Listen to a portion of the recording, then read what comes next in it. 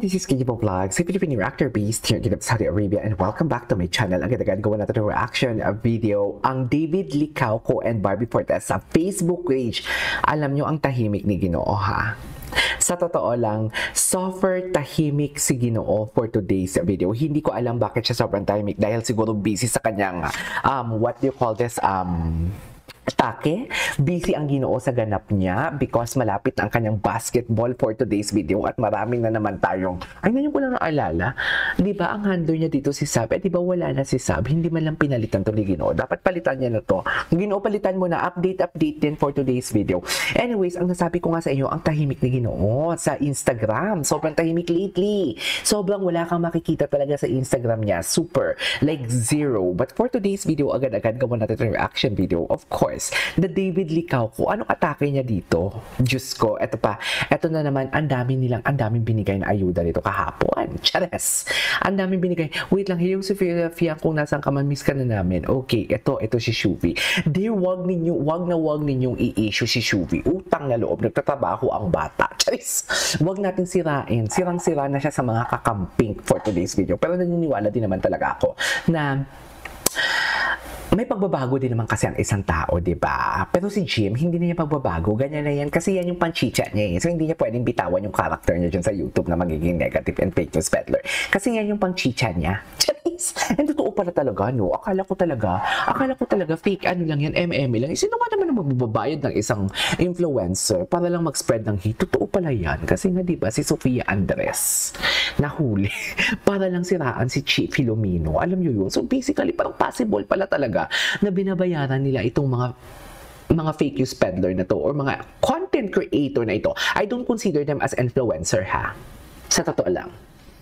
I don't consider them as an influencer kasi kung influencer ka, dapat good lang i-influence mo. Di ba? How dare you to call yourself influencer? Ako nga ang sarili ko, kahit nag-uway ako ng situation, kahit sabihin mong fair and square ako, I don't consider myself as an influencer because ang bibig ko dito, ang putakti ko dito, hindi ako influencer. Ang ini-influence, ang content creator lang po ako for today's video. So basically, ito nang sasabihin ko sa inyo, please don't spread hate kay Shuvi Intrata. Diba? Nagtatrabaho lang yan siya. Bakit ang dami nagsasabi ng malandi? Sa comment section ko kahapon, nagulat ako, malandi, ganito, ganyan. Dear, unang-una, hindi natin siya nakita nagpakagaga in front of camera. Charis. Diba? Isa lang siyang probinsya ng Cebuan ng babae na gustong tumulong sa kanyang trabaho lang yan. And never nga natin nabanggit or never nga natin narinig na nagsasalita siya about yung Ginoo or dinadala niya yung pangalan ng Ginoo, diba? Never natin narinig na parang, alam mo yung parang in order, katulad ng kilala natin na gamit si Barbie, di ba? Never natin narinig na parang may sinabi siyang something about kay David Licauco para madala niya lang sa conversation. Wala. Kaya please don't spread hate kay Shuvi. Nagtatrabaho lang yung bata. Oh, bata. Charis. At saka dear, mahal na mahal yan si Constantino. Sino yun? Ay, wait lang. Witness kami guys, naniwala ko sa kami. Ayan, oh, diba? Ito yung sinasabi ko sa inyo. Tigilan nyo kami. Tigilan nyo kami. Sir Leo Ortiz, please, tigilan nyo kami. Basang-basa na namin kayo. Kasi alam nyo bakit? Alam nyo bakit? Ang habol nila dito, engagement. Ang habol nila dito talaga, engagement. Kasi, katulad ng, what do you call this? Katulad ng, how do I say this? Contrabida Academy. Whether it's good publicity or bad publicity, is still a publicity. And ang target market nila dito is hindi tayo mga Barda. Hindi yung mga fans ni David. Hindi yung fans ni Barda. Kasi sa fans ni David, okay lang yun. Ito. Kasi di ba may mga separate talaga na mga fans ni David. Okay lang to. Pero for the Barda, alam ko nang gagalaiti kayo. So please, huwag kayo maggalaiti because this is a marketing strategy. Alam nyo bakit? Kasi parang hitting so many birds in one stone to eh. Itong ganitong klaseng rage, should I say. Kasi alam nyo bakit? Katulad ng Contrabida Academy, it's just that gusto nilang magalit ang Barda para umingay ang brands. Tapos, pag umingay ang brands, syempre, marireach ang casual viewers. syempre, pag marireach ang casual viewers, makikilala ang brands nila. Kaya nga sinasabi ko sa inyo, bad or good publicity is still a publicity. Ito na katulad itong ginawa sa Contrabida Academy. Di ba? Ganito ang ginawa nila sa Contrabida Academy. Ganito ang ginawa nila. Diyos ko, huwag kayo mapanghinaan ng loob. Hindi nga natin nakitang nag-kiss si Barbie and Shuvi dito. And alam din naman natin, we knew from the fact na devoted, should I say, si Shuvi and si And isa pa sa mga ginagalit nila dito. Kasi malakas ang fanbase ni Shuvi and Anthony Constantino. Isa din sa mga target nila dito na para mapaingay, panalalo nila ang brands nila. Kahit anong ibato mo dito ng mga salitang masasakit, they don't care. Kasi yan yung goal nila. Mapasikat ang brands nila, ang brand nila. Which is, okay din naman yun. Kasi syempre, di ba, more sales, more project and may continuation ang kontrata ni Ginoo, wala din naman problema yon. But I am here, nagsasalita ako dahil hindi ko sinisiraan ang brands nila or whatnot. Gusto ko lang ipaintindi sa inyo, what's the purpose of this? Okay, what's the purpose of this? Kasi marami na naman nanghihinaan ng loob eh. Di ba? Yung sinasabi ko sa inyo, chares, eto yun eh, chares. Di ba? Ito yun. Wait, balik tayo dito. Ito, alam mo, may nakita akong post dito. Ito, push na push talaga siya, oh. Tingnan nyo, ha. Hala, ang kapal ng mukha talaga nito ni Joanne Pinote, no? Bakit siya naglalagay ng watermark sa kanyang picture? Ito, once and foremost, hindi naman in-screenshot lang din naman niya ito yung picture na to. Tapos, kay Barbie din naman to. Hindi naman siya yung may-ari nito. I don't get it. Wow. Hindi sa totoo lang, I don't get it talaga. Bakit siya naglalagay ng watermark?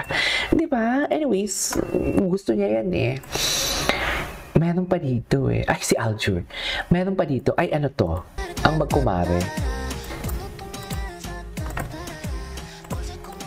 Okay.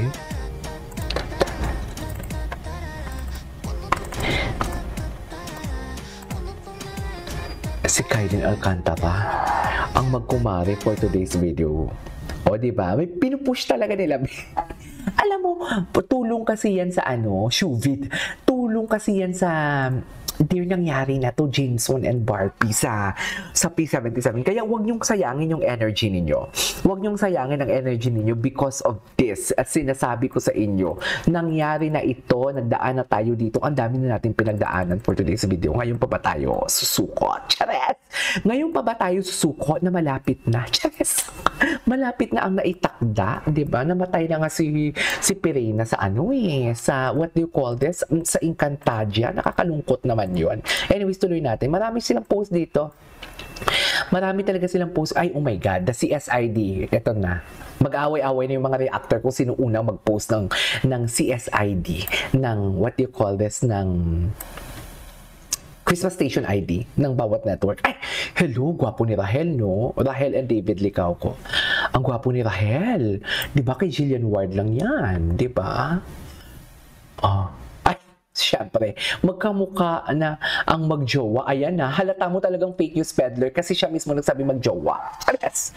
Tayo nga nakita natin na grabe maglagkitan ang Barbie and David. Never kong piniflame dito na magjowa sila or whatsoever. I never said na magjowa sila. Ni Katiting never kong sinabi na magjowa sila. Kahit may chos or eme, I never joke about it.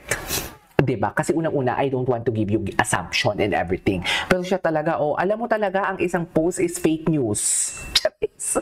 Kasi kahit wala siyang alam, pinoproclaim niya, okay, go. Sige. Ang ganda ni... bakit parang ang bongga ng highlighter ni Jameson dito kasi kay Barbie? Chares! Diba? Business class. Ano pa to? Ay, wala. Walang post. May pinost sila kahapon. Ito. I want more. Naku, Ginoo. Sinasabi ko sa inyo.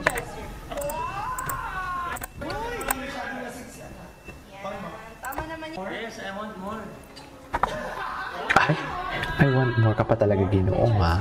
Sige, Ginoo, panindigan mo yan. Cheers! I want Shuvid pa talaga. Wait lang.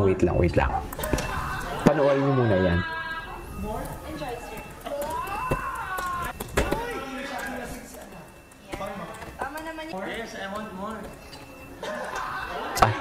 I want more ka pa talaga, ha? Anyways, ituloy natin to sa isang reaction video natin. This is Kiji Vlogs and see you on my next vlog. Bye!